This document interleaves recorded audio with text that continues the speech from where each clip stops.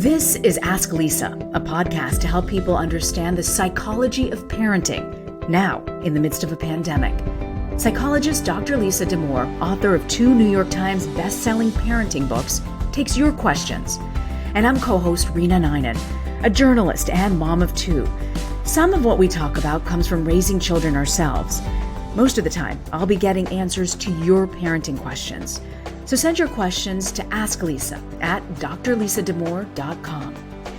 So this is episode 33. It's going to be our encore presentation of Toolbox for Terrible Times. So the things I never expected you to teach me about that you have, porn. That's right. We had quite the conversation about that a couple weeks ago. That episode has done gangbusters. It has. And I have to tell you, Reena, I am both surprised and also thrilled. Surprised because I think porn is one of those topics that parents would really rather just ignore, and I understand completely why.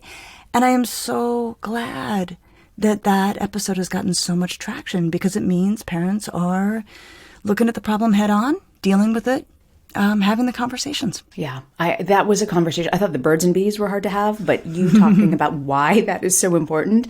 And then also me realizing, I think 1995 was the last time I looked at porn. And a lot has changed since 1995. A lot has changed. A lot has changed. You know, another thing that you're a big advocate of is taking a break. So we decided to have an encore presentation of episode 5, which is Toolbox for Terrible Times. And it's so interesting. We're going to replay this episode. But at that moment when we were doing that, my children were just going back to school for the first time in Connecticut. And I was so emotional in that episode. And there's so much that we talked about that still stands true today. It's true. So while we take a break this week, I do hope people will enjoy this episode. And one of the things that I was thinking as I re-listened to it is the transition into the pandemic, and pandemic school was really stressful. And I'm now aware that the slow transition out of the pandemic introduces a whole new set of stresses. And so much of what we talked about in that episode about feeling really frustrated and tired and sometimes at the end of one's rope, for better or for worse, it applies as well now as it did then. You're right. As we're coming out of this, there's a whole new set of issues that we've got to talk about. And I can't wait to have those conversations in the coming weeks. But I have to say, the story you tell at the end of this episode is hilarious. Really funny. Oh, I love that story. And I also like that we could, in dealing with a tough topic of feeling really frustrated and down sometimes, we could also find a little humor as well. It was funny. It was great. So I hope everyone enjoys this next episode, and we'll see everybody back next week with a whole new fresh show. So I feel like today I just need some reassurance from you. And I don't know how you get out of a spot when you feel like you just can't get up again. And I'm realizing so many parents feel this way about not being able to get up, and it's such a critical time back to school. And then I found this email that a mother sent us from the South. And by the way, the emails have just been incredible coming in. We'd love to hear from you. And in this email that I'm going to read you, I've changed some of the details, the personal details, but not the gist of the email, just so this person is not able to be identified. The mom writes this: I'm a mother of an only child. He's a 9-year-old boy. I'm also a teacher wading through the challenges of online teaching. I've never worked so hard in my life. I've been consumed by work for over a month. My son comes to school with me every day and has his own workstation. He does his online classes with his teacher as I teach my kiddos online. I've been an awful mother lately. I feel I've neglected him, didn't shield my stress from him, and haven't given him the outlet of play lately at all. How do we parent and work through this pandemic when we're all in each other's presence 24/7? How do we take healthy breaks while showing support for one another? How do I share my teacher time with my mom time? I've been an educator for 20 years, and I've never had trouble separating the two until this year. Thank you, Dr. Lisa. Okay, so this is heartbreaking. I'm moved by the letter. I'm also, we're all in this place of dipping in and out of how incredibly difficult this is. And that letter takes us right into the heart of it. There's a straightforward question she asks at the end, just about how do we take a break? We're together all the time. And that in some ways feels like relatively easy to answer, around probably just saying, kiddo, I love you like crazy. I know you like me. And we were not meant to be together 24 hours a day. So let's each have some alone time and just really make it no big deal.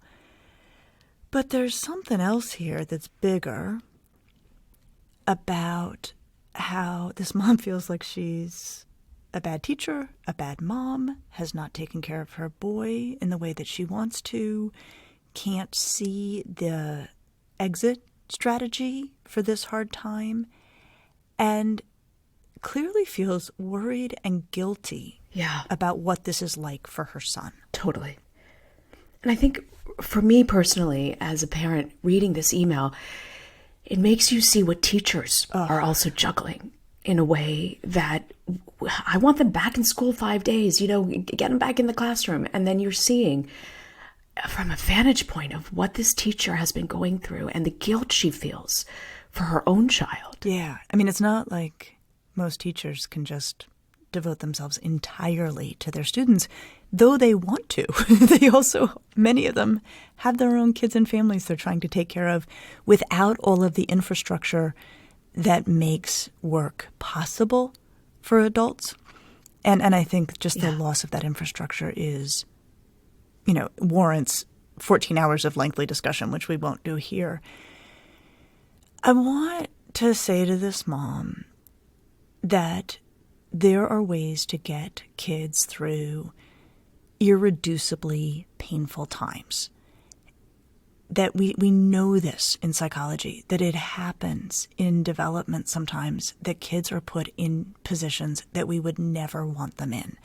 It can be things like, a very hard divorce or the death of a parent, that we've never done COVID before as psychologists, but we've done other protracted, difficult to brutal circumstances, and we know how to buffer it for kids. And what I'm thinking about here is something I learned in my training when kids are in really difficult circumstances, is if you can solve the problem, solve it, right? If it's a fixable thing, fix it, right? So it can be something in a divorce, for example, where the kid is forgetting to bring their toothbrush back and forth. Okay, just buy 2 toothbrushes, right? Like that's the easy answer. So if you can fix it, fix it. If you can't fix it, maybe the parents are in ongoing disagreement or, obviously we can take it to COVID. So much of this can't be fixed. The solution, which seems small but goes far, is that the child needs to feel that somebody gets it, how it feels for them to be in this situation, that we are feeling with the child, and making that clear goes surprisingly far toward helping make difficult situations bearable for children. So what would you say, Lisa, that really looks like? So what it looks like is that we voice what we imagine their experience is. So in the case of this mom, the actual solution, besides doing anything she can to shore up and take care of herself in any other way, which I'm sure she is trying to do, would be for her to say to her son, this really is crummy. I do not like this, and I cannot imagine you like it very much either sometimes. You must sometimes feel tired of being with me all the time. You must notice that I'm stressed, and that must not be very fun for you to see me feeling stressed. I can't make it all right now, but I want you to know that I'm trying to get what it's like for you right now. So you're really validating what your child is feeling. And why is that so important? Because then they're not alone. There's something for a kid about feeling like, all right, this situation is not good, but the grown-up gets it. And the grown-up wants me to know that they know that I'm going through a hard time. Something about that empathy and company is supportive to kids and actually strengthens our relationship with our kids. And I don't think we should underestimate the power of that right now. Part of the reason I'm so emotional, the kids are back to school, but a couple days before they started, my son's teacher sent this video and said, I'd love for you to share this with your child. And I clicked on it. And she was saying, you won't be able to see my face, but I'd like you to be able to see it before you start. Here I am without my mask. And then she puts her mask back on, but you'll be seeing me like this. And sometimes I'll be wearing this face shield. And your desks that are usually grouped together, they're actually going to be spaced out. Look, take a look. Here's what it looks like. And then she knocks on something, and I realize it's a plexiglass. And she goes, and just so you know, my desk is also going to have a plexiglass. Here's what the plexiglass looks like. It'll be around my desk. It's just to protect me and to protect you and to keep us all safe. But we're going to have an awesome year, and we're going to learn so much. Oh, Rita. I'm so emotional today because I think so many parents feel this sense of a hopelessness. Yeah. Okay, so watching that video that your son's teacher made, was upsetting. Like that it was actually very hard to see, and even though I imagine she was being sort of chipper and upbeat through it. But I also thought it was wonderful. Like, I just thought, wow, my son really is going to have a wonderful year. She thought this through. I never would have thought, a teacher might want to consider showing their face because they're not going to be showing their face for the day. And I thought, wow, how well thought out. Yeah. But it did make me sad. Like, why am I so upset about seeing that? Well, I think this is probably a moment where there's a little bit of grace in that what the implications and ramifications are different through the eyes of adults than the kids. I mean, we would look at this and we're like, holy moly, like this is just a mess, right? That a teacher even has to make and send a video like this. I mean, we sort of think in much broader scope. I don't think it necessarily lands for kids like that. I think they're like, okay, so this is the game plan. And, what she did is wonderful. And that gets to something else that we have, I would almost say, like in our toolbox for terrible times, right? I mean, I think that that's really what we're getting at here is like, what's our toolbox for terrible times? So one thing is we feel with kids. We talk with them about things when we strongly suspect it's very hard for them, and we give voice to and make space for that conversation. The other thing is we prepare them. We let them know what's coming. And here again, I'm going to, sort of dig into my, my experience as a psychologist, dig into my past here around what I know from very hard times for kids.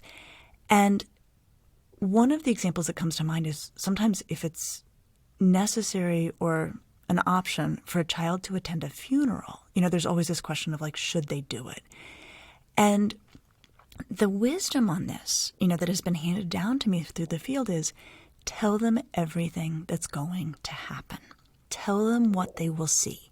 Tell them what it will be like if they walk in, say it's in a church. What will they see when they walk in the church? What will the other people be like? Where will things be? If there's a coffin, where will it be? And so it may seem strange that the best thing we can do for kids in hard times is actually to give them a full and detailed preview. I think some parents feel like you'll just deal with it when you get there. But if we can do what your teacher did, like, okay, kids, here's what class is going to look like when you come in. It's not going to be what you remember. The desks are here. I'm going to be wearing a mask. This is my plexiglass. It really lets kids marshal their emotional resources and their forces to sort of, I hate to say it, but kind of brace themselves for the novelty. Yeah. And the bracing helps. It helps them to not have the problem of surprises, right? So often in life, like if there's one thing people really don't like, it's bad surprises. So there's bad and there's bad surprises. You can get rid of the surprises piece by giving kids a pretty detailed account of what to expect, and they do so much better when they're confronted with that. I feel like my son has won the teacher lottery this year with this teacher. And I showed him the video, and at the end I said, what do you think? And he said, do you think she's going to be strict? That was his reaction to But I get your point about, exposing them to what it might be like can help them deal with it and know what to expect. Yeah. And it's interesting. We actually use the term intellectualization in psychology. Like we talk about a wide range of psychological defenses, which are effectively filters. They filter emotion. And sometimes when people say defense, they mean it in a bad way, like, oh, that person's being defensive, or there are some defenses that really mess with reality, like repression, where you just forget that something occurred. But there's a lot of really healthy defenses that just let us confront the day-to-day and not be overwhelmed by it. And intellectualization is one of them. And so what she's doing is she's getting rid of the possibility of bad surprises and encouraging your son and his classmates to use their minds to get ready for what's coming, as opposed to just having it hit them with the full force visuals of walking into a strange space. And that's a real gift from that teacher.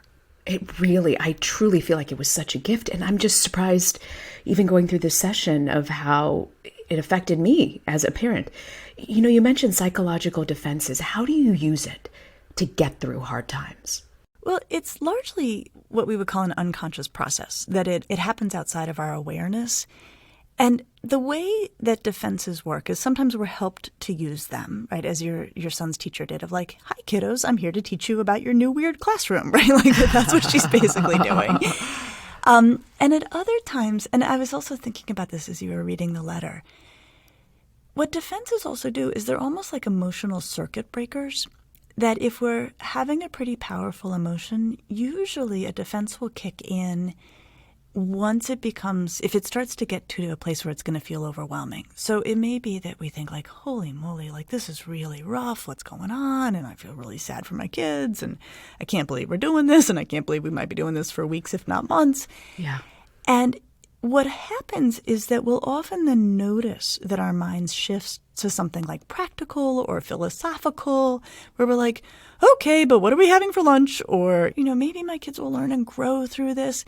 And that shift into a different posture where suddenly the emotion feels a little dried up is just healthy psychological defenses.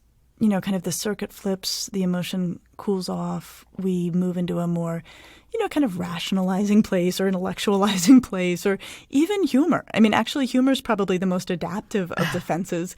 And, where we're well, at least we will get through these leftovers because everyone's eating them for lunch, whatever it might be. Yeah. And so I think in our toolbox for terrible times, I literally just made that up. I think, we also have to remember we all come equipped, and our kids come equipped with psychological defenses that do help to kind of filter through, filter some of what's coming at us. Huh. We talk about this feeling of helplessness. Why is it so important to name what you're feeling? For instance, feeling helpless, that sense of helplessness. Well, you just said, right, this is the core of what psychotherapy does. It's such a funny job to be a psychologist because my job is to help people find the right words for what they're feeling. And we don't know why. There's this magic that happens that when you have the right word for an emotion, somehow the emotion feels more bearable. And I can't even tell you why that works that way.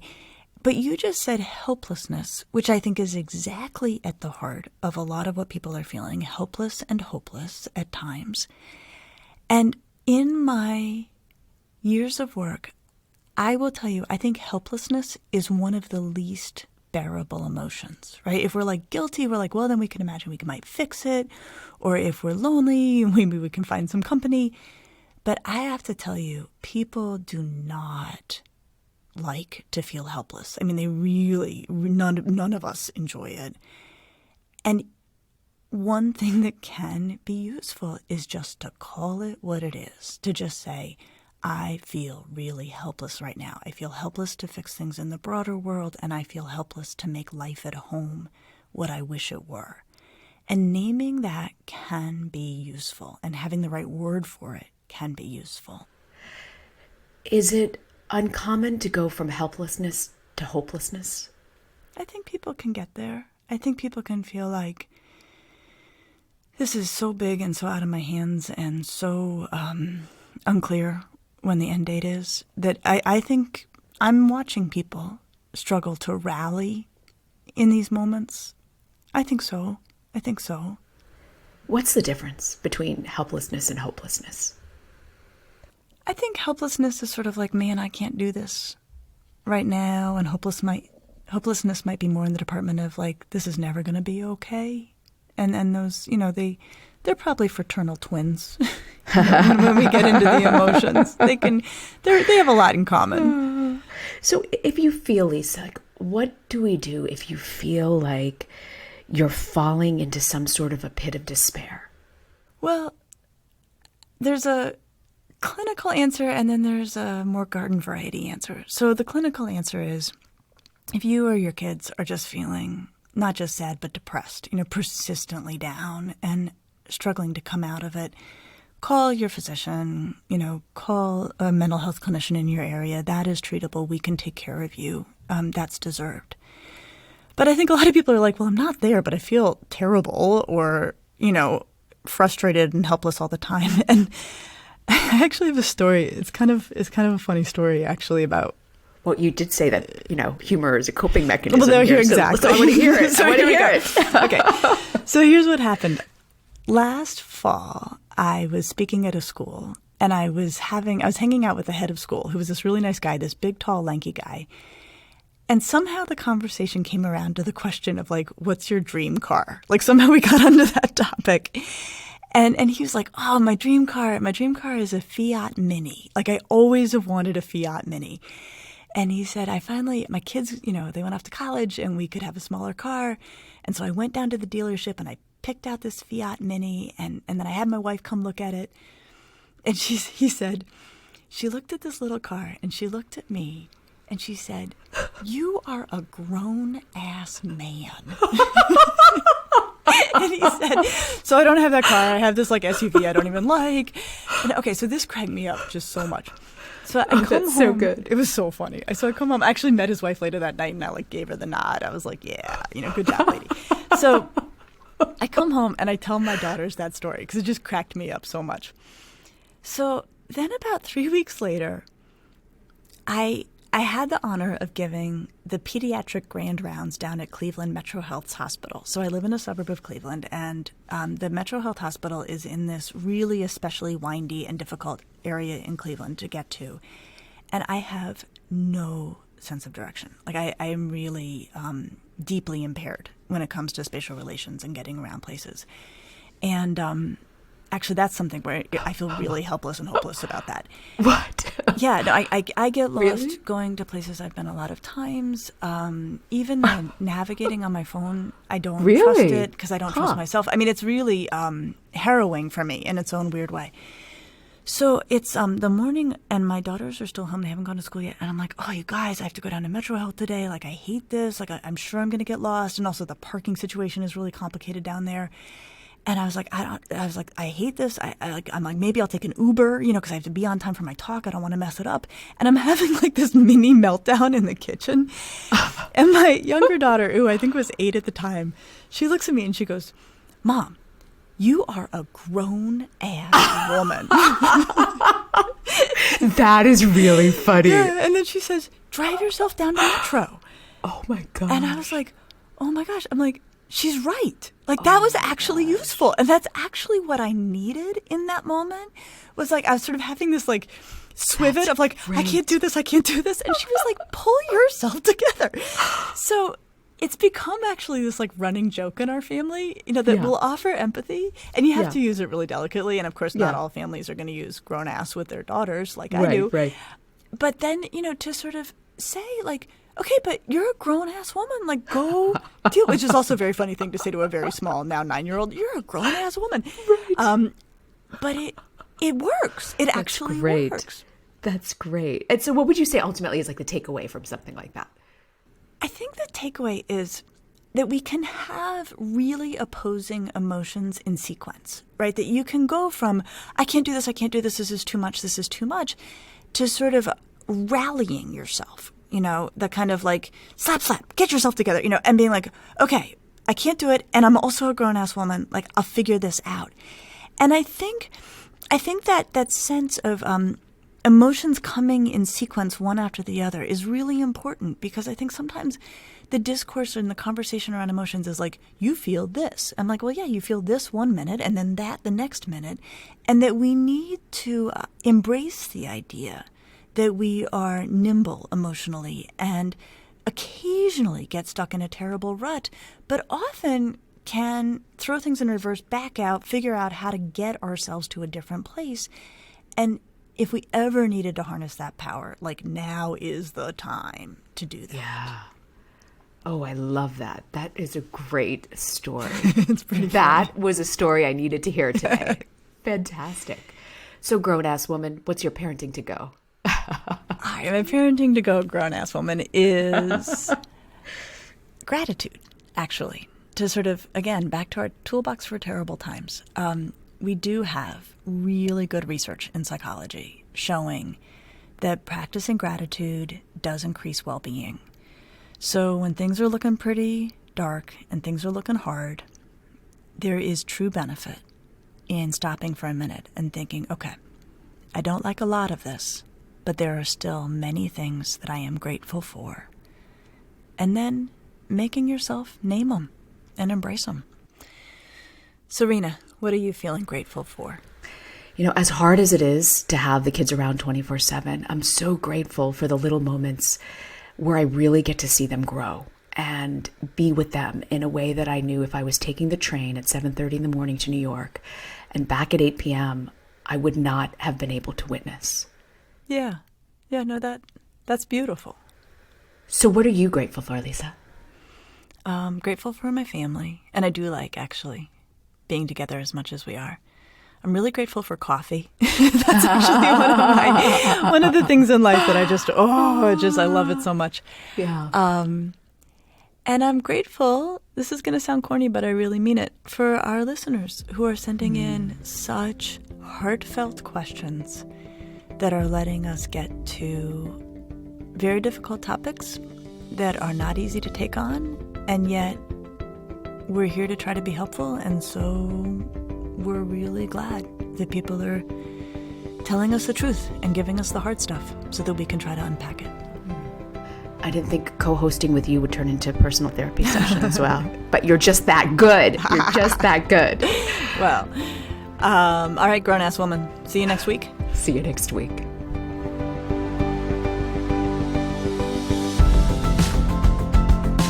Thanks for joining us. Be sure to subscribe to the Ask Lisa podcast so you get the episodes just as soon as they drop. And send us your questions to asklisa@drlisadamore.com. And now a word from our lawyers.